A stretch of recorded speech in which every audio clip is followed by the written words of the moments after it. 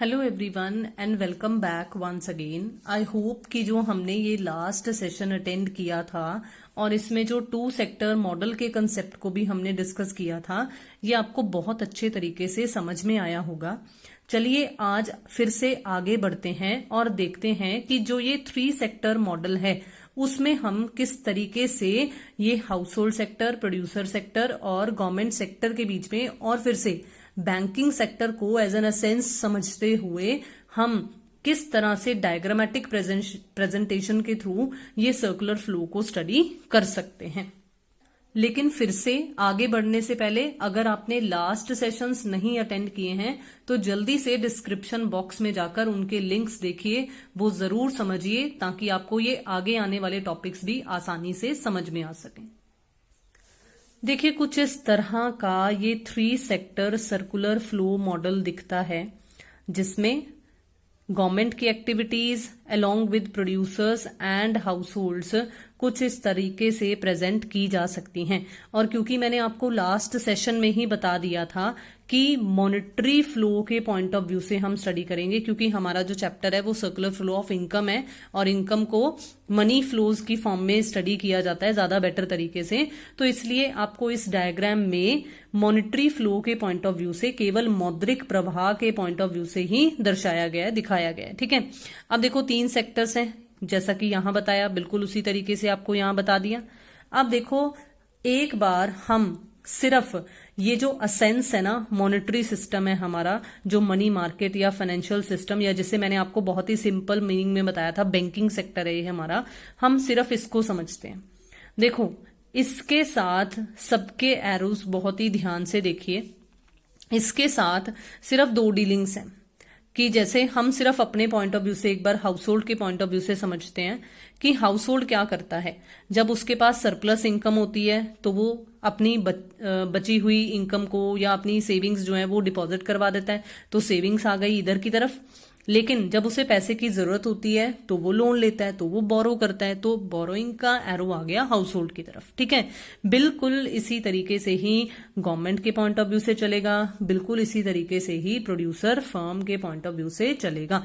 होता है ना, हर एक प्रोड्यूसर या हर एक फर्म जो है वो भी तो अपनी कुछ सरप्लस इनकम्स जो होती हैं उन्हें किसी ना किसी तरीके की इन्वेस्टमेंट वेन्यूज में सेव करती होती हैं, या पैसा बैंक में भी तो वो जमा करा ही सकती है ना, अगर आप सिंपल सा बैंकिंग के पॉइंट ऑफ व्यू से भी सोचो तो सेविंग्स और बोरोइंग्स ये कंसेप्ट जो हैं वो तीनों सेक्टर्स के पॉइंट ऑफ व्यू से ये फाइनेंशियल सिस्टम्स के चलेंगे। ठीक है, आप देखो बहुत ही ध्यान से, एक बार जो हमने लास्ट सेशन में पढ़ा था प्रोड्यूसर सेक्टर और हाउस होल्ड के पॉइंट ऑफ व्यू से, सिर्फ वो वाले, तो देखो producer sector house hold sector को, अब याद रखना हमने मनी फ्लो शो करना है।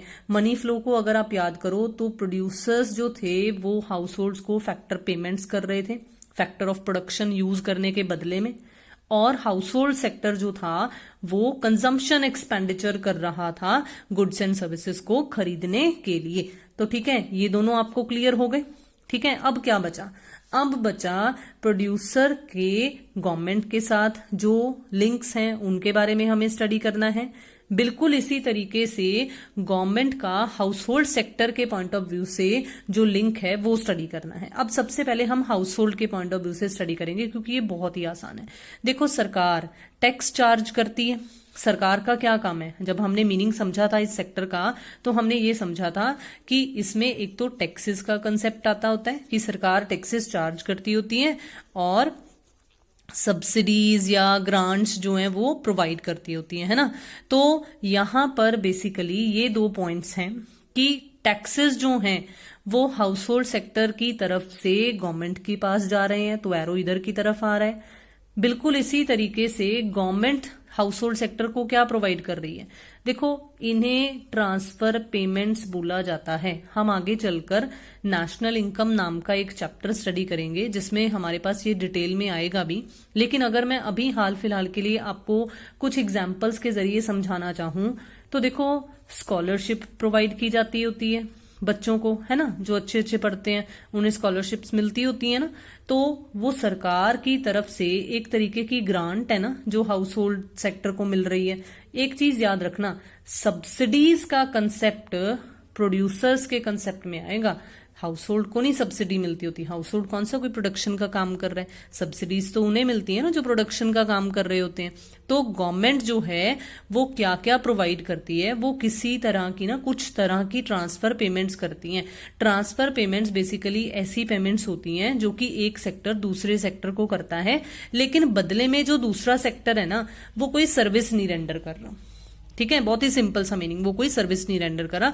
जैसे बच्चे ने सरकार के लिए कुछ नहीं किया है लेकिन उसने सिर्फ अपनी मेहनत की है तो उसे स्कॉलरशिप मिली है। ठीक है, बिल्कुल इसी तरीके से एक सबसे अच्छी एग्जांपल है old age pension. Old age pension मिलती है ना, वृद्धावस्था पेंशन, तो उसमें क्या है, वो ओल्ड पीपल जो हैं वो लोग सरकार के लिए काम तो नहीं कर कर आते ना, लेकिन सरकार उन्हें पेंशन प्रोवाइड कर रही है। तो मैंने अभी आपको यही मीनिंग बताया कि बदले में दूसरा सेक्टर जिसको मिल रहा है पैसा वो कोई सर्विस नहीं प्रोवाइड कर रहा, विदाउट एनी सर्विस उसे ये पेमेंट्स रिसीव हो रही हैं, उसे ये इनकम मिल रही है। तो these are just transfer payments. ठीक है, अब बात करते हैं गवर्नमेंट और प्रोड्यूसर सेक्टर की। तो देखो इसमें क्या है, अभी अभी मैंने आपको क्या समझाया कि सरकार सब्सिडीज उन्हें देती है जो प्रोडक्शन का काम करते हैं, तो दे दी सरकार ने सब्सिडीज। सरकार जैसे राशन की दुकानें होती हैं, सरकार गरीब लोगों को या जो डिफरेंट राशन कार्ड्स की कैटेगरीज बनी होती है ना, गुलाबी कार्ड बने होते हैं, हरे कार्ड बने होते हैं, येलो कलर के कार्ड बने हुए होते हैं, तो वो गुलाबी कार्ड वालों को सरकार गुड्स प्रोवाइड करती होती है ना राशन की दुकानों में, है ना, तो वो खरीदेगी सरकार तभी प्रोवाइड करेगी ना। तो सरकार भी एक्सपेंडिचर करती है गुड्स एंड सर्विसेज पर, और वो गुड्स एंड सर्विसेज प्रोड्यूसर से खरीदती है और बदले में उन्हें ये एक्सपेंडिचर पे किया जाता है। मतलब ये प्रोड्यूसर सेक्टर की पॉइंट ऑफ व्यू से इनकम बन जाता है और गवर्नमेंट की पॉइंट ऑफ व्यू से एक्सपेंडिचर बन जाता है। तो मुझे उम्मीद है ये दोनों कंसेप्ट समझ में आ गए। ये तो बहुत ही आसान है। जैसे हाउस होल्ड सेक्टर से टैक्सेस चार्ज करती है सरकार, बिल्कुल उसी तरीके से प्रोड्यूसर सेक्टर से या फर्म्स से भी टैक्सेस चार्ज किए जाते हैं। ठीक है, जैसे जीएसटीज वगैरह है ना, पे करते हैं ना। तो मुझे उम्मीद है कि ये 3 सेक्टर मॉडल भी आपको बहुत ही आसानी से समझ में आ गया। ठीक है, तो चलिए अब फिर से मिलते हैं नेक्स्ट सेशन में, जिसमें हम डिस्कस करेंगे कि 4 सेक्टर मॉडल जो है वो किस तरह से प्रेजेंट किया जा सकता है। लेकिन फिर से उससे पहले अगर आपने अभी तक चैनल को सब्सक्राइब नहीं किया है तो जल्दी से कर लीजिए, शेयर कीजिए वीडियोस को, लाइक कीजिए वीडियोस को, do comments also. Thank you so much for watching and have a nice day.